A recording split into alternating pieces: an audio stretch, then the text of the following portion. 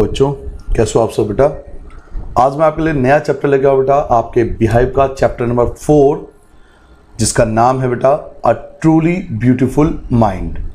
ये चैप्टर एक बायोग्राफी के रूप में है। सर ये बायोग्राफी क्या होती है बेटा? बायोग्राफी होती है जब हम किसी के जीवन के बारे में लिखते हैं, किसी के लाइफ के बारे में लिखते हैं, उसके बर्थ से लेकर उसके डेथ के बारे में लिखेंगे तो उसे बायोग्राफी कहते हैं।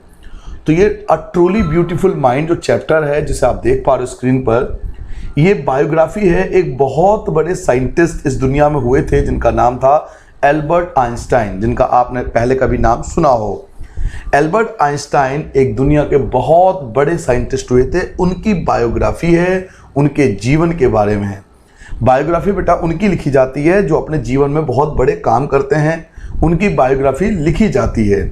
तो ये बायोग्राफी हमारे सामने है, हम इसके जो मेन पॉइंट्स हैं हमें वो पढ़ने हैं। अगर ये सारे पॉइंट्स हम पढ़ लेते हैं तो आप देखोगे कि आप टोटली सारे शॉर्ट क्वेश्चन कर पाओगे और सभी प्रकार के लॉन्ग क्वेश्चन कर पाओगे। चाहे दुनिया का कोई भी क्वेश्चन आ जाए इस चैप्टर में से, आप उस लॉन्ग क्वेश्चन का आंसर भी इजीली दे सकते हो, क्योंकि इसमें सारे मेन पॉइंट्स है जो हमें पता होना चाहिए किसी के जीवन के बारे में। जैसे मान लो कल को आप बहुत बड़े साइंटिस्ट बन जाते हो, या आप बहुत बड़े डॉक्टर बन जाते हो, आप बहुत बड़े सीए बन जाते हो, आप बहुत बड़े पॉलिटिशियन बन जाते हो, तो आपकी बायोग्राफी लिखी जानी है। तो आपकी बायोग्राफी में सब कुछ नहीं लिखा जाएगा, आपकी बायोग्राफी में केवल वो चीज लिखी जाएगी जो आपके लाइफ में इंपॉर्टेंट इवेंट हुए थे, घटना हुई थी। ठीक है, आपने कब खाया, आप कब सोए, ये मायने नहीं करता। आपके जीवन में जो मेन इंसिडेंट है वो लिखा जाएगा। तो इसी प्रकार मैंने क्या करा है, सभी मेन पॉइंट्स को अरेंज कर दिया है पॉइंट वाइज, ताकि आपको याद करने में भी आसानी हो और आपको समझ में भी जल्दी आए। ठीक है बेटा, तो चलिए स्टार्ट करते हैं। एल्बर्ट आइंस्टाइन के जीवन के बारे में पढ़ते हैं कि किस प्रकार वो एक नॉर्मल बच्चे से एक बहुत बड़े साइंटिस्ट के रूप में ट्रांसफॉर्म हुए। देखिए पहला पॉइंट, फर्स्ट पॉइंट है, Albert Einstein born on March 14, 1879।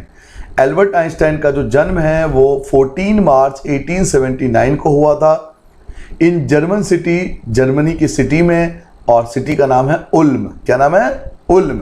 German city of Uloom में इनका जन्म हुआ था 14 मार्च 1879 को। आगे कहता है could not talk for about 2.5 years। बच्चों ये जब 2.5 साल के हो चुके थे, 2.5 years तक के हो चुके थे, तो ये प्रॉपरली बात नहीं कर पाते थे, प्रॉपरली बोल नहीं पाते थे। और जबकि नॉर्मली क्या होता है, 2.5 years के अंदर बच्चे बोलने लगते हैं, लेकिन ये 2.5 years तक बोल नहीं पाते थे। सो मदर थॉट हिम, तो उनकी मम्मी ने क्या सोचा, टू बी एबनॉर्मल, कि ये जो बच्चा है मेरा, यानी एल्बर्ट आइंस्टाइन जो मेरा बच्चा है, ये एबनॉर्मल है क्योंकि ये बोल नहीं पा रहे हैं। 2.5 years में नॉर्मली बच्चा बोलने लगता है, लेकिन ये बोल नहीं पाते थे। तो उनकी मदर को ये लगा कि मेरा बच्चा जो है वो एबनॉर्मल है, नॉर्मल बच्चों की तरह नहीं है। आगे, he could not mix with his playmates. ये नॉर्मली क्या करते थे, अपने प्लेमेट्स के साथ, जो बच्चे होते थे और इनके एज के, उनके साथ घुल मिल नहीं पाते थे। He could not mix with his playmates, इनके जो आसपास के, इनके एज ग्रुप के जो बच्चे होते थे, वो उनके साथ वो घुल मिल नहीं पाते थे, उनके साथ खेल भी नहीं पाते थे। They called him brother boring, इसलिए उन सब ने इनका नाम रखा था ब्रोदर बोरिंग, यानी होते हैं ना बोरिंग भाई, जिसे हम बोलते हैं बोरिंग, ये तो बहुत बोरिंग इंसान है, तो उसे बोरिंग भाई बोलते थे, क्योंकि बहुत बोरिंग थे, क्योंकि वो किसी के साथ घुलते मिलते नहीं थे, ना किसी से ज़्यादा बातचीत करते थे। क्या आपको 2 पैसे समझ में आ गया बेटा? एक बात दोबारा समझ लेते हैं। एल्बर्ट आइंस्टाइन का बर्थ 14 मार्च 1879 को हुआ था जर्मन सिटी ऑफ उल्म में। 2.5 years तक ये बोल नहीं पाते थे, तो इनकी मदर को ये लगा कि ये जो बच्चा है मेरा, ये एबनॉर्मल है, ये नॉर्मली अपने प्लेमेट्स के साथ मिक्स नहीं हो पाते थे। That's why उनका नाम ये रखा गया ब्रोदर बोरिंग, इनको ब्रोदर बोरिंग के नाम से बुलाया जाता था। ठीक है बेटा, 2 पॉइंट समझ में आ गया। थर्ड पॉइंट पे आते हैं। ही स्पेशली लव्ड मैकेनिकल टॉयज, लेकिन इन्हें बच्चों मैकेनिकल टॉयज बहुत अच्छा लगता था। मैकेनिकल टॉयज क्या होता है सर? मैकेनिकल टॉयज होता है जो बैटरी वगैरह से चलती है ना, उन्हें मैकेनिकल टॉयज बोलते हैं। तो इन्हें मैकेनिकल टॉयज बहुत अच्छा लगता था। So on looking at his new born sister, तो जब इनकी छोटी बहन पैदा हुई, न्यू बॉर्न सिस्टर मतलब जब इनकी छोटी बहन पैदा हुई, ही आस्क, तो उन्होंने पूछा, अपनी मदर से पूछा, वेयर आर हर व्हील्स, कि इसके पहिए कहाँ हैं। उनको मैकेनिकल टॉयज इतने अच्छे लगते थे, उन्हें मैकेनिकल टॉयज से इतना प्यार था कि जब उनकी न्यू बॉर्न सिस्टर यानी छोटी बहन पैदा हुई तो उन्होंने अपनी मम्मी से पूछा उस छोटे बच्चे को देखकर कि मम्मी इसके व्हील्स कहाँ हैं, इसके पहिए कहाँ हैं। उन्हें लगा कि वो भी एक खिलौना है, बैटरी से चलने वाला एक बेबी है, जबकि वो क्या था, उनकी छोटी बहन थी। तो क्योंकि उनको मैकेनिकल टॉय से इतना लगाव था कि वो अपनी मम्मी से पूछ गए कि इस बच्चे की, इस बेबी की व्हील्स कहाँ हैं, पहिए कहाँ हैं, ये कैसे चलेगा। ठीक है बेटा, तो इस पैसेज से हमें ये क्लियर होता है कि एल्बर्ट आइंस्टाइन को मैकेनिकल टॉयज बहुत बहुत बहुत पसंद था। ठीक है, चलिए नेक्स्ट पॉइंट पे आते हैं। अब ये स्कूल पहुंच जाते हैं, स्कूल का हमें देखते हैं। एट द स्कूल, जब वो स्कूल जाते हैं, हिज हेडमास्टर, इनके जो स्कूल के जो हेडमास्टर हैं, जो प्रिंसिपल हैं, सेड दैट, वो इनके पेरेंट्स को बताते हैं कि the boy would never make a success at anything, कि ये बच्चा जो है बिल्कुल बेकार है, ये तो अपने जीवन में कभी भी सक्सेसफुल नहीं होगा। ध्यान से सुनो, टीचर ने क्या बोला, हेडमास्टर बोल रहे हैं कि ये बच्चा अपने जीवन में कुछ भी नहीं कर पाएगा। एट द स्कूल, जब वो स्कूल गए, कुछ दिन हो गए, तो हिज हेडमास्टर, जो उसके हेडमास्टर थे उनके, सेड दैट, वो बोलते हैं the boy would never make a success, ये बच्चा कभी जीवन में सक्सेस होगा ही नहीं। एट एनीथिंग, किसी भी चीज में ये बच्चा कभी अपने जीवन में सक्सेसफुल नहीं होगा, ऐसा मानना था उनके हेडमास्टर का। और वही बच्चा क्या हुआ, इस दुनिया का सबसे बड़ा साइंटिस्ट बना। तो बच्चों, यही चैप्टर हमें बताना चाहता है कि अगर हम हार्डवर्क करें, मेहनत करें, तो हमें जीवन बहुत अलग, बहुत ऊंचा पहुंचा सकती है। एक बच्चा जो बिल्कुल किसी भी रूप में नालायक, जिसे हम कह सकते हैं अपनी भाषा में, वो बच्चा एक दुनिया का सबसे बड़ा साइंटिस्ट के रूप में बन जाता है। तो आप समझ सकते हो कि अगर मेहनत की जाए, हार्डवर्क की जाए आपकी एज में, तो इंसान कुछ भी बन सकता है। ठीक है, चलिए नेक्स्ट पॉइंट पे आते हैं। He learn to play the violin, इन्हें वायलिन बजाना बहुत अच्छा लगता था। एट द एज ऑफ 6, जब वो 6 साल के थे तभी ये वायलिन बजा लेते थे। And later become a gifted amateur violinist, और बाद में वो अच्छे वायलिनिस्ट बन गए, यानी इन्हें बहुत अच्छे से वायलिनिस्ट बजाना आ गया, वायलिन बजाना आ गया, मतलब अच्छे खासे वायलिन वो बजा सकते थे, क्योंकि उनको बचपन से ही वायलिन बजाना पसंद था। जब वो 6 साल के थे तभी उनको वायलिन बजाना आ गया था। तो जब वो बड़े हुए तो उन्हें बहुत अच्छे से वायलिनिस्ट बजाना आ चुका था। नेक्स्ट पॉइंट क्या है, ही स्कोर्ड गुड मार्क्स, अब उनके बहुत अच्छे मार्क्स आए इन ऑलमोस्ट एवरी सब्जेक्ट, हर एक सब्जेक्ट में। इन हाई स्कूल, जब वो हाई स्कूल पहुंच चुके थे, यानी 10th क्लास, जब वो 10th क्लास में पहुंच चुके थे तो उनके हर सब्जेक्ट में बहुत अच्छे मार्क्स आए। और वो 10th क्लास में कहाँ थे, इन मुनीच में, यानी पहले पैदा तो हुए कहाँ हुए थे, जर्मन सिटी ऑफ उल्म में, लेकिन अब वो चले गए थे मुनीच में, दूसरे शहर में, जहाँ हाई स्कूल में उनके हर सब्जेक्ट में बहुत अच्छे मार्क्स आए। Where his parents has moved, जहाँ उनके पेरेंट्स आ चुके थे। When he was 15 months old, जब वो केवल 15 महीने के थे। ठीक है, तो मुनीच में उनकी पढ़ाई होती है और हाई स्कूल में उनके लगभग हर सब्जेक्ट में बहुत अच्छे मार्क्स आते हैं। नेक्स्ट पॉइंट देखो, नेक्स्ट पॉइंट क्या है, Einstein felt suffocated in the strict discipline of school, लेकिन उन्हें स्कूल का जो स्ट्रिक्ट डिसिप्लिन था, बहुत सख्त डिसिप्लिन जो था अपने स्कूल का, उनसे उनका दम घुटता था। Einstein felt suffocated, Einstein suffocated feel करते थे in the strict discipline of school, अपने स्कूल के स्ट्रिक्ट डिसिप्लिन में उन्हें बहुत सफोकेटेड महसूस होता था। So at the age of 15 years, तब जब वो 15 साल के हुए, ही कन्विंस्ड हिज पेरेंट, तो उन्होंने अपने माता पिता को सारी बात बताई कि उन्हें स्कूल में अच्छा नहीं लगता, क्योंकि स्कूल का डिसिप्लिन बहुत ज़्यादा स्ट्रिक्ट है। तो वो अपने माता पिता को मनाते हैं। आफ्टर लॉन्ग डिस्कशन, काफ़ी बातचीत के बाद, काफ़ी डिस्कशन होने के बाद, ही टू कंटिन्यू हिज एजुकेशन, अपनी एजुकेशन को चालू रखने के लिए जर्मन, वो कहाँ चले गए, जर्मन स्पीकिंग स्विट्जरलैंड। अब वो जर्मनी के एक नए सिटी में पहुंच गए, कहाँ, स्विट्जरलैंड पहुंच गए। ठीक है बेटा, स्विट्जरलैंड उसी प्रकार से है जैसे इंडिया में हमारा क्या है, जम्मू कश्मीर, उसी प्रकार स्विट्जरलैंड में जर्मनी में स्विट्जरलैंड एक शहर है। तो वो चले गए स्विट्जरलैंड, जर्मन स्पीकिंग स्विट्जरलैंड पहुंच गए आगे की पढ़ाई के लिए।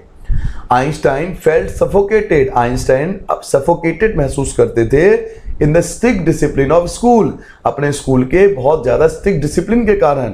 सो at the age of 15 years, जब वो 15 साल के हुए, ही कन्विंस हिज पेरेंट्स, उन्होंने अपने माता पिता को कन्विंस किया, मनाया। आफ्टर लॉन्ग डिस्कशन, बहुत लंबी बातचीत के बाद, बहुत लंबे डिस्कशन के बाद, टू कंटिन्यू हिज एजुकेशन, अपनी शिक्षा को जारी रखने के लिए, इन जर्मन स्पीकिंग स्विट्जरलैंड। वो कहां पहुंच गए बेटा? जर्मन स्पीकिंग, जर्मन भाषा बोलने वाले शहर स्विट्जरलैंड पहुंच गए। अब वो उनकी सारी एजुकेशन स्विट्जरलैंड में हुई। नाउ आगे क्या है देखो, आगे नेक्स्ट पॉइंट है, Einstein was highly gifted, Einstein बहुत ज्यादा गिफ्टेड थे। किसमें गिफ्टेड थे? मैथमेटिक्स एंड फिजिक्स, उन्हें मैथमेटिक्स एंड फिजिक्स बहुत पसंद था। देखो बच्चों, जिन सब बच्चों को मैथमेटिक्स और फिजिक्स, फिजिक्स मतलब साइंस, यानी जिन बच्चों की मैथ और साइंस बहुत ज़्यादा स्ट्रांग होती है, वो बच्चे अधिकतर बहुत बड़े बड़े इन्वेंशन करते हैं। ऐसा हमें इस चैप्टर से पता लगता है, क्योंकि अगर आपकी एसएसटी अच्छी है तो एसएसटी में क्या करते हैं? एसएसटी में जो बीत चुका है हम वो याद करते हैं। इंग्लिश एक लैंग्वेज है, हिंदी एक लैंग्वेज है, संस्कृत एक लैंग्वेज है, भाषा है, हमें आना चाहिए, बोलना आना चाहिए। लेकिन हमें जीवन में अगर बड़े बड़े इन्वेंशन करना है तो हमें मैथ और साइंस बहुत अच्छी होनी चाहिए। तो Einstein was highly gifted, Einstein highly gifted थे। किसमें? मैथ एंड फिजिक्स में। मैथ्स एंड फिजिक्स उनका बहुत अच्छा था। ही ग्रेजुएटेड, अब वो ग्रेजुएट हो चुके थे फ्रॉम द यूनिवर्सिटी ऑफ जुरूज, जुरीज के यूनिवर्सिटी से। जैसे दिल्ली यूनिवर्सिटी आप सुना होगा ना, दिल्ली का यूनिवर्सिटी है तो उसे बोलते हैं दिल्ली यूनिवर्सिटी। ऐसे जुरीज शहर है, उसका जो यूनिवर्सिटी होगा उसे बोलेंगे university of जुरीज।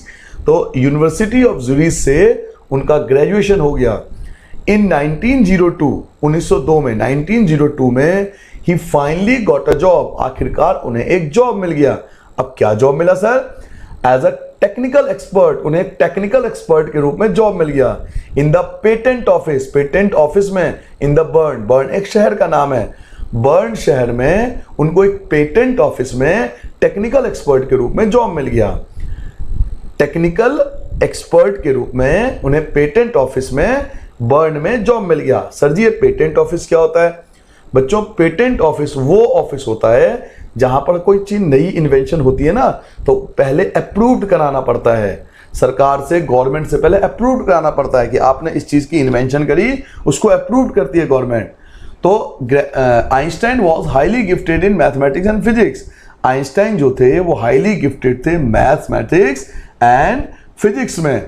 He graduated from the university of Zurich, उन्होंने जुरीज के यूनिवर्सिटी से ग्रेजुएशन करा। 1902 में he finally got a job, आखिरकार उन्हें एक जॉब मिल गई एज अ टेक्निकल एक्सपर्ट, एक टेक्निकल एक्सपर्ट के रूप में in the patent office in Bern, patent office Bern में। वाइल डूइंग हिज जॉब, अब वो जॉब करते रहे, साइड बाय साइड जॉब करते रहे, अपना काम भी करते रहे। He was developing his own ideas in secret, लेकिन वो चुपचाप, इन सीक्रेट मतलब चुपचाप, बिना किसी को बताए, बिना किसी को बताए चुपचाप वो अपने खुद के आइडिया यानी खुद के इन्वेंशन डेवलप करते रहे। While doing his job, job करते हुए he was developing his own idea in secret, वो अपना खुद के आइडिया, जो खुद के इन्वेंशन थे वो डेवलप कर रहे थे चुपचाप, बिना किसी को बताए। इट मीन्स वो साइड बाय साइड जॉब भी कर रहे थे और साइड बाय साइड अपने खुद के इन्वेंशन भी कर रहे थे। ठीक है, तो ये पैराग्राफ जो है हमें बताता है कि आइंस्टाइन मैथमेटिक्स एंड फिजिक्स में बहुत ज़्यादा गिफ्टेड थे। उन्होंने यूनिवर्सिटी ऑफ जुरूज में ग्रेजुएशन करी। ग्रेजुएशन करने के बाद 1902 में उनको जॉब मिल गई टेक्निकल एक्सपर्ट में, पेटेंट ऑफिस बर्न में, और जॉब करने के साथ साथ वो साइड बाय साइड अपने खुद के जो इन्वेंशन थे वो भी चुपचाप डेवलप कर रहे थे। ठीक है बेटा, आगे आते हैं। नेक्स्ट पैराग्राफ देखिए क्या है। ड्यूरिंग ग्रेजुएशन, लेकिन ग्रेजुएशन के साथ उनके, जब वो ग्रेजुएशन कर रहे थे तो उनके जीवन में एक बदलाव आया। क्या? ही फेल इन लव, उनको प्यार हो गया, उनको प्यार हो गया। He fell in love with a fellow, उनको अपने एक साथी से प्यार हो गया। जो उनके साथ काम कर रही थी या ग्रेजुएशन कर रही थी एक लड़की, उनसे उनको प्यार हो गया, जो कि बहुत ज़्यादा इंटेलिजेंट थी, इंटेलिजेंट स्टूडेंट। वो लड़की भी बहुत ज़्यादा इंटेलिजेंट थी और जिसका नाम क्या था, उनका नाम था मिलेवा मैरिक। क्या नाम था बेटा? Mileva Maric. याद रखोगे। डूरिंग ग्रेजुएशन, जब वो ग्रेजुएशन कर रहे थे, ही फेल इन लव, उनको प्यार हो गया विद अ फेलो, अपने एक साथी से, इंटेलिजेंट स्टूडेंट मिलेवा मैरिक। और वो जो स्टूडेंट थी वो बहुत ज़्यादा इंटेलिजेंट थी और उनका नाम था Mileva Maric. He wanted to marry her, वो उनसे शादी करना चाहते थे। जो एल्बर्ट आइंस्टाइन थे वो मिलेवा मैरिक से शादी करने चाहते थे। ही वॉन्टेड, वॉन्टेड मतलब चाहना, टू मैरी हर, उनसे शादी करना चाहते थे, मिलेवा मैरिक से शादी करना चाहते थे। But his mother was against it, लेकिन उनकी जो मदर थी ना बेटा, जो उनकी मम्मी थी, किनकी मम्मी? एल्बर्ट आइंस्टाइन की जो मदर थी वो इसके अगेंस्ट थी, वो मना कर रही थी, नहीं तुम्हें मिलेवा मैरिक से शादी नहीं करनी है। क्यों भाई? तो as she was an intelligent girl, पहला रीजन ये था कि वो लड़की बहुत ज़्यादा इंटेलिजेंट थी, एल्बर्ट आइंस्टाइन से भी ज़्यादा इंटेलिजेंट थी, तो इसलिए उनकी मम्मी मना कर रही थी कि तुम इससे शादी मत करो क्योंकि वो लड़की तुमसे ज़्यादा इंटेलिजेंट है। And 3 years older than Albert, और वो एल्बर्ट आइंस्टाइन से 3 साल बड़ी थी। आपको पता है नॉर्मली हमारे समाज में, हमारे सोसाइटी में इस प्रकार की शादी एक्सेप्टेबल नहीं होती, जिसमें जो लड़की की एज होती है वो ज़्यादा और लड़के की एज जो होती है वो कम होती है। आप अपने मदर फादर को भी देख सकते हो कि नॉर्मली मदर की एज कम होगी और आपके फादर की एज होगी ज़्यादा होगी, ऐसा हमारे सोसाइटी में मान्यता है। तो उनकी मम्मी जो है वो सोसाइटी के अकॉर्डिंग एल्बर्ट आइंस्टाइन को मना कर रही थी कि तुम इस लड़की से मिलेवा मैरिक से शादी मत करो क्योंकि वो इंटेलिजेंट भी है और तुमसे 3 साल बड़ी भी है। और अक्सर ये क्वेश्चन पूछा जाता है कि उनकी मदर इस शादी के खिलाफ क्यों थी, ठीक है। लेकिन एल्बर्ट आइंस्टाइन नहीं माने, नॉर्मली ऐसा ही होता है, मानते कहाँ हैं आजकल के लड़के, तो वो नहीं माने। जब नहीं माने द पेयर फाइनली मैरिड, आखिरकार उन्होंने शादी कर ली।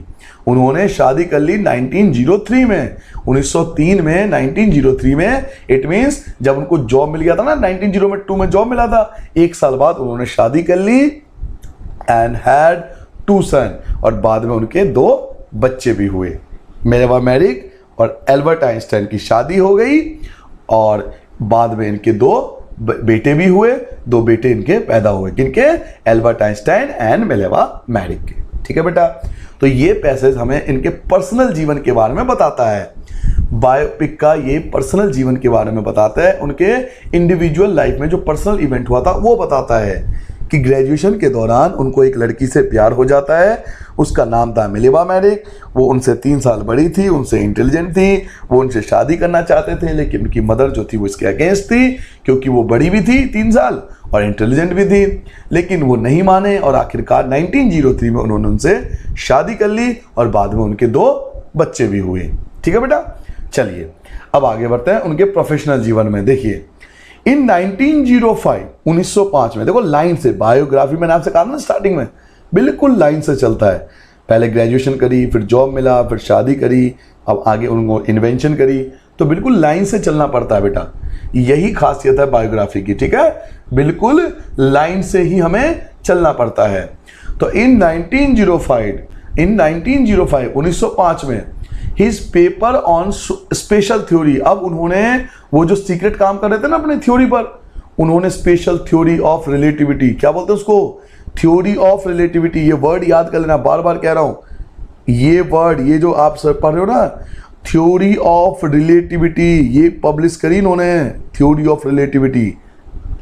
इन 1905, 1905 में his paper on special theory of relativity, उन्होंने रिलेटिविटी के ऊपर जो अपनी रिसर्च की थी वो पब्लिश करी, जिसमें बताया गया था describe the world most famous formula, जिसने दुनिया का सबसे फेमस फॉर्मूला दिया। अब तक का दुनिया में जितने फॉर्मूले हैं मैथ के, उसमें वर्ल्ड का सबसे फेमस फॉर्मूला दिया।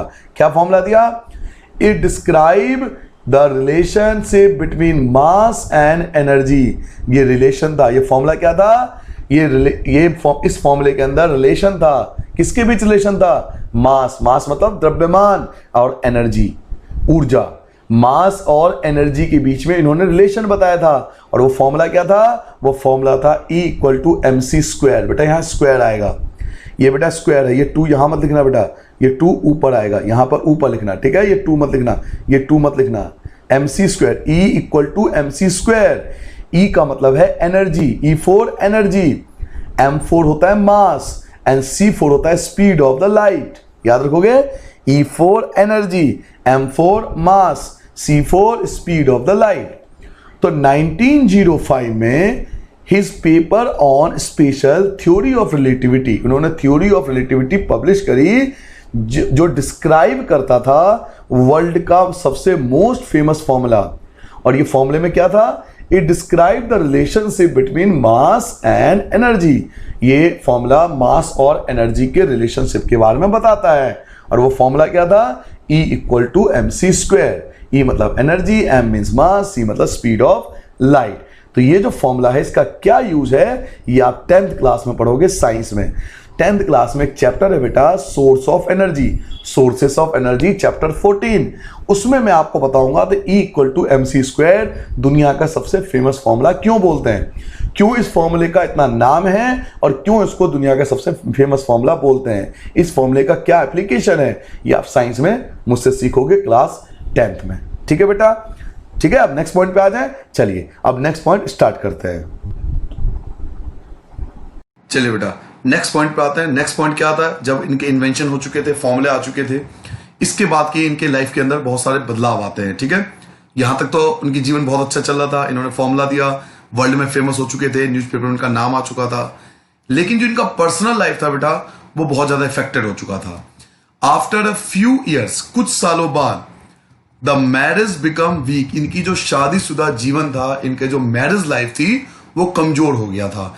इट मीन्स इनके पर्सनल लाइफ में बहुत सारे चेंजेस हो चुके थे। जो मेलिबा थी, जो इनकी वाइफ थी Mileva, started losing her intellectual ambition, वो अपना इंटेलेक्चुअल एम्बिशन खो चुकी थी and became an unhappy housewife, और अब वो एक दुखी हाउसवाइफ बन के रह गई थी। ठीक है, तो यहां पे बताया गया है कि इनके जो पर्सनल लाइफ में कुछ सालों बाद बदलाव आता है, इनकी जो शादीशुदा जीवन था वो कमजोर हो जाती है। Mileva started losing her intellectual ambition, जो मेलिबा थी वो अपना इंटेलेक्चुअल एम्बिशन खोती जा रही थी या खो चुकी थी, and became an unhappy housewife, और अब वो एक केवल दुखी हाउसवाइफ के रूप में रह गई थी।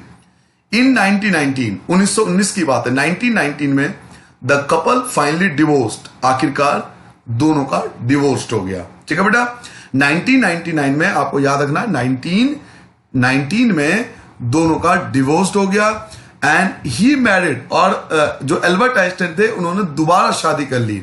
ही मैरिड हिज कजन, और इन्होंने अपने कजन सिस्टर से मैरिज कर ली जिसका नाम था एल्सा। जी हाँ, जो इनके कल्चर के अकॉर्डिंग कजन सिस्टर में बेटा ये शादी कर सकते हैं, मैरिज कर सकते हैं। तो 1919 में इनका डिवोर्स हुआ और उसी साल, सेम ईयर, उसी साल के अंदर उन्होंने दोबारा शादी कर ली अपने कजन सिस्टर एल्सा से। द सेम ईयर, उसी साल 1919 में ही डिवोर्स हुआ और उसी साल उन्होंने अपने कजन सिस्टर जिनका नाम एल्सा था उनसे शादी कर ली। ठीक है बेटा, इन 1915 में he had publish his general theory of relativity. इन्होंने क्या पब्लिश करी, जनरल थ्योरी ऑफ रिलेटिविटी। 1915 में इन्होंने अपनी general theory of relativity publish करी। बेटा आपको याद रखना है बात कि ये जो अक्सर पूछा जाता है जनरल थ्योरी ऑफ रिलेटिविटी, इसमें ये वर्ड बहुत ज्यादा इंपॉर्टेंट है, थ्योरी ऑफ रिलेटिविटी, बहुत ज्यादा एग्जाम में पूछा जाता है। तो 1915 में इन्होंने general theory of relativity publish करी।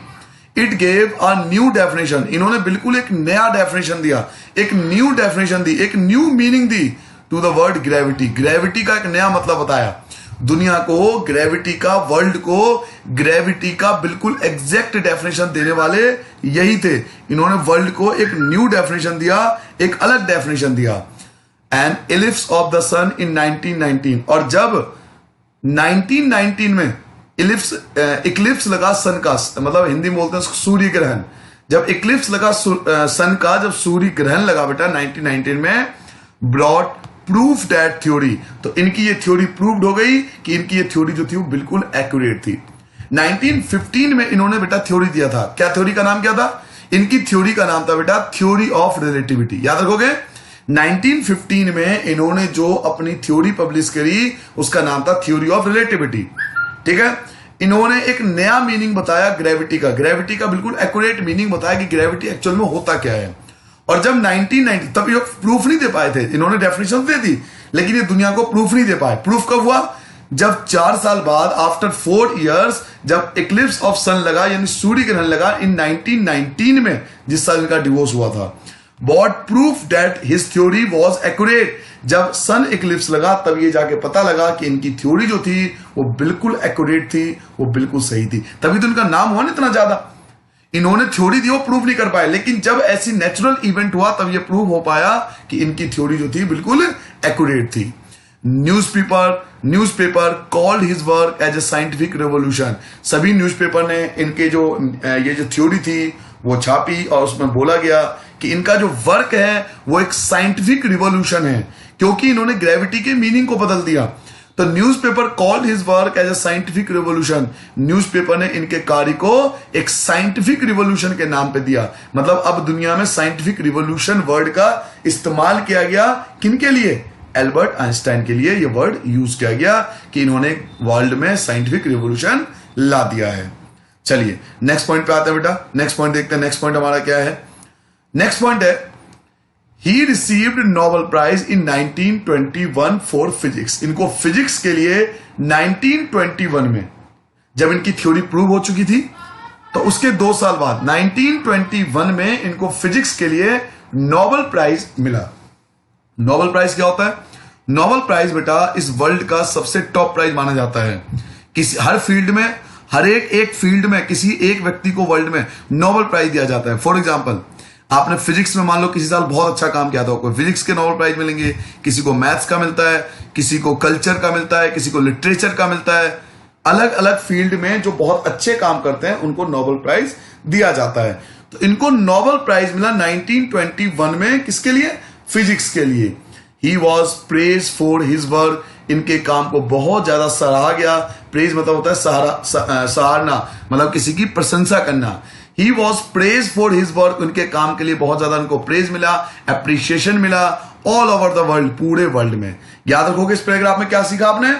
ही रिसीव नोबेल प्राइज इन 1921। 1921 में इनको नोबेल प्राइज मिला फिजिक्स के लिए और इनके वर्क को बहुत ज्यादा एप्रिशिएशन मिला ऑल ओवर द वर्ल्ड, पूरे वर्ल्ड में। पूरे वर्ल्ड के लोग जो थे वो इनको जानने लगे। ठीक है, काफी समय बीत चुका था। In 1933 Nazis came to power in Germany.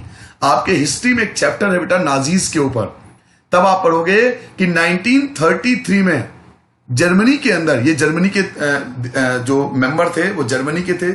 इनका सिटीजनशिप जो था बेटा वो जर्मन, ये जर्मन थे एक्चुअल में। तो 1933 में जब नाजीज पावर में आए, नाजीज की सरकार बनी, नाजी लोगों की सरकार बनी जर्मनी के अंदर, सो ही माइग्रेटेड टू द यूएस। तो ये जर्मनी छोड़कर यूएस आ गए। अब इन्होंने जर्मनी क्यों छोड़ी ये जानने के लिए आपको चैप्टर 3 हिस्ट्री का जानना पड़ेगा, जिसमें नाजीज आपके बारे में आपको जानना पड़ेगा कि नाजीज ने किस प्रकार दूसरे धर्म के लोगों पर अत्याचार करा, जिसके कारण इनको जर्मनी छोड़ना पड़ा और ये माइग्रेट होकर कहां पहुंच गए? यूएस आ गए। अब ये यूनाइटेड स्टेट आ गए, अमेरिका आ गए। ठीक है बेटा। 1933 में जब नाजीज पावर में आए, नाजीज की गवर्नमेंट बनी, तो ये माइग्रेट होकर यूएस पहुंच गए, अमेरिका पहुंच गए रहने के लिए। 5 years after the discovery of nuclear fusion. 5 साल जब न्यूक्लियर फ्यूजन की डिस्कवरी हो चुकी थी उसके 5 साल बाद। ये न्यूक्लियर फ्यूजन क्या होता है बेटा? न्यूक्लियर फ्यूजन वो प्रोसेस होता है जिसके द्वारा न्यूक्लियर बॉम्ब बनता है, एटॉमिक बॉम्ब बनता है, जिसे आप एटॉमिक बॉम्ब बोलते हो। तो 5 साल बाद जब न्यूक्लियर फ्यूजन की डिस्कवरी हो चुकी थी बर्लिन में जब न्यूक्लियर फ्यूजन की डिस्कवरी हो गई उसके 5 साल बाद जो अमेरिकन फिजिस्ट थे, जो अमेरिका के जो बड़े बड़े फिजिस्ट थे, साइंटिस्ट थे, वे आर वेरी अपसेट। वो बहुत ज्यादा दुखी थे। They were afraid the Nazis could build. ये उन्हें इस बात की टेंशन थी कि ये जो एटॉमिक पावर है, ये जो एटम बम है, वो नाजीज भी बना सकते हैं और अगर नाजीज ने बना लिया, ये एटॉमिक पावर डेवलप कर ली, तो दुनिया को बहुत ज्यादा इससे नुकसान होगा। And use N atomic bomb. इनको डर था, जो अमेरिका के फिजिक्स थे उनको इस बात के लिए दुखी थे क्योंकि उनको अफ्रेड था, उनको डर था। अफ्रेड मतलब डरना। उनको डर था कि कल को नाजीज भी उस बॉम्ब को बना सकते हैं और इससे वर्ल्ड को बहुत ज्यादा नुकसान होगा। इस दो पैराग्राफ से हमें क्या समझ में आता है? इन दो पैराग्राफ में हमने ये समझा बेटा कि 1933 में जब नाजीज पावर में आए जर्मनी में, तो ये माइग्रेट होकर यूएस पहुंच गए। अब ये यूएस में है, यूएस पहुंच गए यूएस में रहने के लिए। 5 साल बाद जब न्यूक्लियर फ्यूजन एटॉमिक बम की डिस्कवरी हो गई बर्लिन के अंदर, तो अमेरिकन फिजिक्स जो थे वो बहुत ज्यादा अपसेट थे। उनको इस बात का डर था कि कल को नाजीज जो है वो भी अपना एटॉमिक बम बना सकते हैं, इससे दुनिया को बहुत ज्यादा नुकसान होगा। On the request of the colleagues, अपने दोस्तों के कहने पर, on the request of the colleague, colleague के कहने पर, अपने दोस्तों के कहने पर, उनके जो साथ अदर दूसरे साइंटिस्ट थे उनके कहने पर, he wrote a letter to the American president, Albert Einstein ने एक पत्र लिखा। He wrote a letter to the American president, उन्होंने अमेरिका के राष्ट्रपति को एक लेटर लिखा। अब क्योंकि ये बहुत बड़े साइंटिस्ट थे तो इजिली लेटर लिख सकते थे प्रेसिडेंट को, तो इन्होंने एक लेटर लिखा अमेरिका के प्रेसिडेंट को। और उस समय जो प्रेसिडेंट थे बेटा उनका नाम था रूजवेल्ट। क्या नाम था बेटा? रूजवेल्ट। ये अमेरिकन जो थे प्रेसिडेंट थे उस समय, रूजवेल्ट, फ्रैंकलिन रूजवेल्ट पूरा नाम था इनका। On the request of a colleague, अपने कुलीग के कहने पर इन्होंने एक लेटर लिखा अमेरिका के प्रेसिडेंट रूजवेल्ट को, वार्निंग हिम, उनको वार्न किया, उनको बताया दैट अ सिंगल बॉम्ब, की एक अकेला एटम बम जो है ना वो अकेला बम ही एक्सप्लोडेड इन पोर्ट, अगर किसी जगह एक्सप्लोडेड इन पोर्ट यानी किसी एक जगह पर अगर हमने वो बम डाल दिया, माइट वेरी वेल डिस्ट्रॉय, तो वो बहुत ज्यादा नुकसानदेह होगा सम ऑफ द सराउंडिंग टेरिटरी, तो वो अपने आसपास, सराउंडिंग मतलब आसपास, टेरिटरी मतलब जगह, वो अपने आसपास के टेरिटरी को भी खत्म कर देगा। अपने कुलीग के कहने पर इन्होंने एक लेटर लिखा अमेरिकन प्रेसिडेंट रूजवेल्ट को, उनको वार्न किया कि अगर आपने एक बॉम्ब यूज करा, ये एटॉमिक बॉम्ब यूज करा, तो एक सिंगल बॉम्ब जो है अगर आपने इसे फेंका कहीं पर, तो ये उस जगह को तो खत्म करेगा ही करेगा, इसके आसपास जो सराउंडिंग टेरिटरी है वो भी खत्म हो जाएंगे, ये बम इतना खतरनाक है। लेकिन अमेरिका नहीं माना, अमेरिका ने इनकी बात नहीं मानी। America secretly developed the atomic bomb, America ने चुपचाप एटम बम बना लिया। अमेरिका सीक्रेटली डेवलप्ड, सीक्रेटली मतलब चुपचाप डेवलप कर लिया एटॉमिक बम, उस एटम बम को बना लिया बिना किसी को बताए, एंड ड्रॉप्ड इट। और आपको पता होगा कि अमेरिका ने परमाणु बम का इस्तेमाल कहां किया था? एंड ड्रॉप्ड इट, उस परमाणु बम को उन्होंने गिराया। कहां पे गिराया? ऑन द जापानी सिटीज, जापान के 2 शहर पर। कहां कहां? Hiroshima and Nagasaki. शायद आप में से बहुत बच्चों को पता होगा। अब तक एटम बम का केवल एक ही बार इस्तेमाल किया है, केवल अमेरिका ने, वो भी जापान के खिलाफ। उन्होंने 2 शहर पे गिराए थे, हिरोशिमा एंड नागासाकी, इन 2 जगहों पर उन्होंने एटम बम गिराए थे। तो America secretly develop that atomic bomb, America ने चुपचाप वो एटम बम बना लिया बिना किसी को बताए, एंड ड्रॉप्ड इट, और उसे गिरा दिया ऑन द जापानी सिटी, जापान के 2 शहर पर, हिरोशिमा एंड नागासाकी पर। आइंस्टाइन वॉज वेरी डिस्टर्ब, लेकिन आइंस्टाइन को इससे बहुत ज्यादा दुख हुआ। Bye the extent of destruction, जब उन्होंने उस बम से बर्बादी को देखा, जब उन्होंने इस बम से हुए बर्बादी को देखा तो उन्हें बहुत ज्यादा डिस्टर्ब लगा। He again wrote a letter, उन्होंने एक दोबारा लेटर लिखा, this time to the United Nation, इस बार उन्होंने लेटर लिखा यूनाइटेड नेशन को, to form a world government, कि एक ऐसा गवर्नमेंट बनाओ जो पूरे वर्ल्ड को चला सके, जिसको हम वर्ल्ड गवर्नमेंट कहते हैं। और आजकल इसका नाम पड़ा है यूएनओ, आपने सुना होगा, United Nation organisation. United Nation organisation वो ऑर्गेनाइजेशन होती है जो पूरे वर्ल्ड के गवर्नमेंट को कंट्रोल करती है। तो Einstein was very disturb by the extent of destruction, इस बर्बादी को देखकर आइंस्टाइन बहुत ज्यादा डिस्टर्ब हुए। He again wrote a letter, उन्होंने फिर से एक लेटर लिखा, this time to the United Nation, इस बार उन्होंने यूएनओ को, यूनाइटेड नेशन ऑर्गेनाइजेशन को लेटर लिखा, to form a world government, कि एक ऐसा वर्ल्ड गवर्नमेंट बनाओ ताकि पूरे वर्ल्ड को कंट्रोल किया जा सके और कोई आपस में लड़ाई ना करे। Next, Einstein got politically involve in the next 10 year, अगले 10 सालों तक ये पॉलिटिकली इन्वॉल्व हो गए, मतलब पॉलिटिक्स में इन्होंने भाग ले लिया। Einstein got politically involve in the next 10 years, अगले 10 सालों तक ये पॉलिटिक्स में इन्वॉल्व रहे, पॉलिटिक्स में इन्वॉल्व हो गए। Protesting to end arm builds up, इन्होंने प्रोटेस्ट करा, इन्होंने विरोध किया। क्या विरोध किया? टू एंड आर्म बिल्डअप, जो हथियार है, आर्म बिल्डअप होता है बेटा, जो हथियार होते हैं उसको आर्म बिल्डअप बोलते हैं। हथियार होते हैं ना देशों के पास, उनको हम आर्म्स बिल्डअप बोलते हैं। तो इन्होंने प्रोटेस्टिंग करा, मतलब विरोध किया। क्या विरोध किया? टू एंड आर्म बिल्डअप, कि हथियार को खत्म करो, आपस में मत लड़ो, ये हथियार नुकसानदेह है। इन्होंने आर्म्स बिल्डअप को खत्म करने के लिए प्रोटेस्ट करा। ही कैंपेन, उन्होंने कैंपेन भी करा फॉर पीस एंड डेमोक्रेसी, ताकि वर्ल्ड में शांति बना रहे, पीस बना रहे, शांति बना रहे और डेमोक्रेसी और लोकतंत्र बना रहे। इन्होंने प्रोटेस्ट भी करा और कैंपेन भी करा। किस लिए कैंपेन करा? पीस एंड डेमोक्रेसी के लिए, ताकि वर्ल्ड में शांति बना रहे और लोकतंत्र भी बना रहे। आखिरकार दिस साइंटिस्ट जीनियस डेड इन 1955, आखिरकार 1955 में इनकी मृत्यु हो गई एट द एज ऑफ 76, जब वो 76 ईयर के थे। He was celebrated as the visionary and a world citizen. इनके लाइफ को हम सेलिब्रेट करते हैं एक ऐसे विजनरी के तौर पर, एक ऐसे भविष्य वक्ता के तौर पर जो वर्ल्ड को बदल सकता था, एंड एक वर्ल्ड सिटीजन के तौर पर हम इनके जीवन को सेलिब्रेट करते हैं। वर्ल्ड सिटीजन क्यों? क्योंकि ये सबके लिए थे, ये सबकी बात करते थे, सबकी भले के लिए बात करते थे।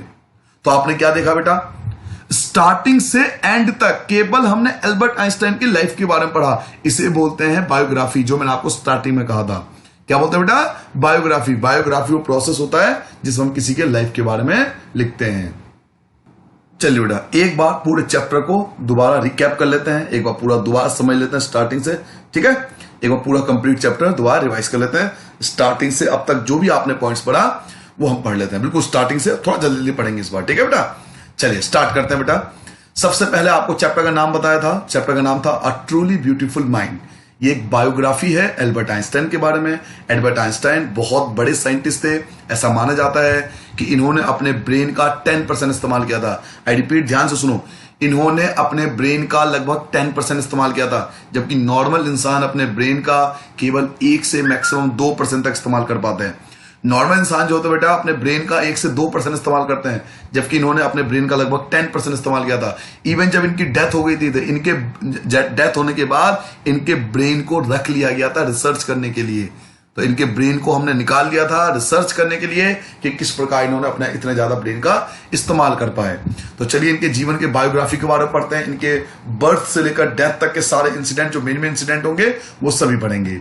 Albert Einstein born on March 14, Albert Einstein का जन्म 14 मार्च को हुआ था 1879 को, जर्मन सिटी ऑफ उल्म में। Could not talk for about 2.5 year, 2.5 साल तक ये बातचीत नहीं कर पाते थे। सो मदर थॉट हिम, इसलिए मम्मी ने ये सोचा टू बी एबनॉर्मल, कि ये बच्चा जो है वो एबनॉर्मल है, नॉर्मल बच्चा नहीं है। He could not mix with his playmates, वे अपने दोस्तों के साथ घुल मिल नहीं पाते थे। They called him brother boring, इन सबको इनको बोरिंग भाई बोलते थे क्योंकि ये किसी के साथ खेलते नहीं थे। He especially loved mechanical toys, इनको मैकेनिकल टॉयज बहुत ज्यादा अच्छा लगता था। So on looking at his newborn sister, तो जब इन्होंने अपनी बहन को देखा, जो इनकी छोटी बहन जब पैदा हुई, जब उन्होंने उनको देखा, तो पता है क्या बोलते हैं? He asked, वो अपनी मदर से पूछते हैं, mummy where are her wheels, कि इस बच्चे के पहिए कहां हैं? उनको मैकेनिकल टॉय से इतना ज्यादा लगाव था। एट द स्कूल, जब वो स्कूल में पढ़ रहे थे, हिज हेडमास्टर, उनके जो स्कूल के हेडमास्टर थे, प्रिंसिपल थे, सेड, वो कहते हैं डैड कि the boy would never make a success at anything, कि ये बच्चा तो अपने जीवन में कुछ कर ही नहीं सकता, ये तो बिल्कुल नालायक बच्चा है, ये तो बेकार बच्चा है। ठीक है, यहां तक स्टोरी यहां समझ में आ गई बेटा। He learned to play the violin at the age of 6, जब ये 6 साल के थे तभी इन्होंने वॉलिन बजाना सीख लिया था, and later become a gifted amateur violinist, और बाद में एक अच्छे वॉलिनिस्ट बन गए, मतलब अच्छा खासा वॉलिन ये बजा सकते थे। नेक्स्ट है, he scored good marks in almost every subject in high school, जब ये हाई स्कूल में पहुंचे, हाई स्कूल इनका था मुनीच में, मुनीच शहर का नाम है, जैसे दिल्ली, मुंबई एक शहर का नाम है ना, स्टेट का नाम है, वैसे मुनीच एक शहर का नाम है। तो जब ये हाई स्कूल में थे तो इनके लगभग हर सब्जेक्ट में बहुत अच्छे मार्क्स आए। Where his parents had moved, जब ये छोटे थे, केवल 15 मंथ्स के थे, तो इनके मदर फादर जो थे, पेरेंट्स जो थे, वो मुनीच आ गए थे। ठीक है, आइंस्टाइन फेल्ट सफोकेटेड, लेकिन आइंस्टाइन बहुत ज्यादा सफोकेटेड महसूस करते थे। क्यों? In the strict discipline of school, क्योंकि स्कूल का जो डिसिप्लिन था वो बहुत ज्यादा स्ट्रिक्ट था। So at the age of 15 year, जब वो 15 साल के हुए, he conversed his mother parents, उन्होंने अपने पेरेंट्स को मनाया। आफ्टर लॉन्ग डिस्कशन, बहुत बातचीत होने के बाद, he continue his education in German speaking Switzerland, वो स्विट्जरलैंड चले गए अपनी आगे की पढ़ाई के लिए। आगे, Einstein was highly gifted in mathematics and physics, इनकी मैथमेटिक्स एंड फिजिक्स बहुत अच्छी थी। He graduated from the university of Zurich, इन्होंने जुरिच यूनिवर्सिटी से ग्रेजुएशन करा। इन 1902 में he finally got a job, आखिरकार इनको एक जॉब मिल गई, एक टेक्निकल एक्सपर्ट के रूप में इनको एक जॉब मिल गई इन the patent office in burn में पेटेंट ऑफिस के रूप में इनको एक जॉब मिल गई। वाइल डूइंग हिज जॉब, अपने जॉब करने के साथ साथ he was developing his on idea secretly, वो चुपचाप अपने खुद के आइडिया भी, खुद के इन्वेंशन भी करते रहे। ड्यूरिंग ग्रेजुएशन के दौरान he fell in love with a fellow, उनको अपने एक साथी से प्यार हो जाता है। इंटेलिजेंट स्टूडेंट मेलेवा मैरिक, जिसका नाम था मेलेवा मैरिक, उनसे उनको प्यार हो जाता है। He wanted to marry her, वो उनसे शादी करना चाहते हैं, but his mother was against it, परंतु उनकी जो मदर है वो इसके अगेंस्ट है। As she was an intelligent girl, क्योंकि एक तो बहुत इंटेलिजेंट लड़की थी, and 3 years older than Albert, और एल्बर्ट से 3 साल बड़ी भी थी। The pair finally married in 1903, आखिरकार 1903 में इन्होंने शादी कर ली, एंड हैड 2 sons, और इनके 2 बेटे भी हुए उन शादी से। इन 1905 में his paper on special theory of relativity, इन्होंने एक पेपर पब्लिश किया जिसका नाम था special theory of relativity, describe, जिसमें डिस्क्राइब किया गया था the world most famous formula, इस दुनिया का सबसे बेस्ट फॉर्मूला, इस दुनिया का सबसे फेमस फॉर्मूला। और फॉर्मूला क्या था? It describe the relationship between mass and energy, उस फॉर्मूले में मास एंड एनर्जी के रिलेशनशिप को बताया गया था।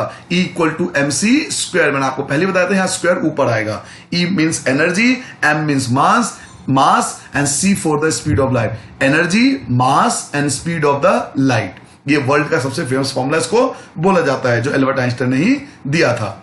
आफ्टर a few years, कुछ सालों बाद, द मैरिज बिकम वीक, जो इनकी शादी थी वो कमजोर पड़ गई। Mileva started losing her intellectual ambition, जो मेलेवा थी वो अपने इंटेलेक्चुअल एम्बिशन को खोती चली जा रही थी। And become an unhappy housewife, अब वो काफी ज्यादा इरिटेट हो गई थी, अनहैप्पी हाउसवाइफ बन गई थी। इन 1919 में द कपल फाइनली डिवोर्स, दोनों ने एक दूसरे डिवोर्स दे दिया। एंड ही मैरिड, लेकिन जो एल्बर्ट आइंस्टाइन थे उन्होंने फिर से शादी कर ली अपने कजन से, एल्सा इनकी जो चचेरी बहन है उससे शादी कर ली द सेम ईयर, उसी साल। इन 1915 में he had publish his general theory of relativity, इन्होंने general theory of relativity publish करी। It gave a new meaning to the world gravity, इन्होंने ग्रेविटी का एक नया मतलब बताया दुनिया को। अब तक जो मीनिंग था उसको बिल्कुल अलग मीनिंग इन्होंने दुनिया को बताया कि ग्रेविटी एक्चुअल में होता क्या है, लेकिन वो इस बात को तब प्रूव नहीं कर पाए। लेकिन जब एन इक्लिप्स ऑफ द सन इन 1990, जब 1919 में एक सूर्य ग्रहण लगा, इक्लिप्स ऑफ द सन मतलब सूर्य ग्रहण बोलते हैं, जब 1919 में इक्लिप्स ऑफ द सन लगा, ब्रॉड प्रूफ दैट, उन्होंने ये प्रूफ कर दिया हिज थ्योरी वाज एक्यूरेट, उनका जो थ्योरी था वो बिल्कुल सही था। Newspaper called his work as a scientific revolution, newspaper ने उनके कार्य को एक साइंटिफिक रेवोल्यूशन का नाम दिया। ही रिसीव्ड, आखिरकार उनको मिला नोबेल प्राइज 1921 में फॉर फिजिक्स के लिए। He was praise for his work all over the world, पूरे वर्ल्ड में फेमस हो गए और पूरे वर्ल्ड ने इनके काम को अप्रिशिएट किया। इन 1933 में Nazis came to power in Germany, Germany में नाजीज जो थे वो पावर में आ चुके थे। सो ही इमाइग्रेटेड टू यूएस, तो वो यूएस चले गए, जर्मनी छोड़कर यूनाइटेड स्टेट चले गए, अमेरिका चले गए। 5 years after the discovery of nuclear fusion, nuclear fusion की डिस्कवरी के 5 साल बाद, क्योंकि न्यूक्लियर फ्यूजन से ही बेटा एटॉम बम बनता है, तो न्यूक्लियर फ्यूजन की डिस्कवरी के 5 साल बाद बर्लिन में अमेरिकन फिजिक्स, जो अमेरिकन फिजिक्स थे, अमेरिका के जो बड़े बड़े साइंटिस्ट थे, वो वेरी अपसेट, वो बहुत ज्यादा दुखी थे। दे वर अफ्रेड, वो इस बात से डरे हुए थे द नाजीज कुड बिल्ड, कि नाजीज भी अपने खुद के एटम बम बना सकते हैं और ये दुनिया के लिए बहुत ज्यादा खतरनाक होगा। On the request of a colleague, अपने एक कुलीग के कहने पर, he wrote a letter to the American president Roosevelt, उन्होंने अमेरिका के राष्ट्रपति रूजवेल्ट को एक लेटर लिखा, वार्निंग हिम, उनको वार्न किया दैट कि a single bomb exported in pot, कि एक सिंगल बॉम्ब भी अगर सिंगल बॉम्ब का भी इस्तेमाल किया गया तो माइट वेरी वेल डिस्ट्रॉय, तो ये बहुत बड़ा नुकसान करेगा सम ऑफ द सराउंडिंग टेरिटरी, आसपास के टेरिटरी को भी ये खत्म कर देगा। America secretly developed the atomic bomb, लेकिन अमेरिका ने चुपचाप एटॉमिक बॉम्ब का डेवलप कर लिया एंड ड्रॉप्ड इट, और उस एटॉम बॉम्ब को गिरा दिया ऑन द जापानी सिटी, जापान के 2 शहरों पर, और वो शहर थे Hiroshima and Nagasaki. Next, Einstein was very disturb, Einstein बहुत ज्यादा डिस्टर्ब थे by the extent of destruction, इस बर्बादी को देखकर। He again wrote a letter, उन्होंने फिर से एक लेटर लिखा, this time to the United Nation, इस बार जो उन्होंने लेटर लिखा यूनाइटेड नेशन को लिखा, to form a world government, कि एक वर्ल्ड गवर्नमेंट बनाओ ताकि पूरे वर्ल्ड के गवर्नमेंट को कंट्रोल किया जा सके और कोई भी एक दूसरे से लड़ाई ना करे। Einstein got politically involve in the next 10 year, अगले 10 सालों तक ये पॉलिटिकली इन्वॉल्व हो गए, पॉलिटिक्स में इन्वॉल्व हो गए। Protesting to end arm buildup, इन्होंने प्रोटेस्ट करा कि हथियार को खत्म करने की, हथियार को कम करने की। ही कैंपेन, इन्होंने कैंपेन किया फॉर पीस एंड डेमोक्रेसी, ताकि वर्ल्ड में पीस एंड डेमोक्रेसी बना रहे। This scientific genius that in 1955, आखिरकार 1955 में इनकी डेथ हो चुकी थी एट द एज ऑफ 76, जब 76 ईयर के थे। He was celebrated as a visionary, इनके लाइफ को हम एक विजनरी के रूप में सेलिब्रेट करते हैं, जो फ्यूचर के बारे में बहुत कुछ जानता था।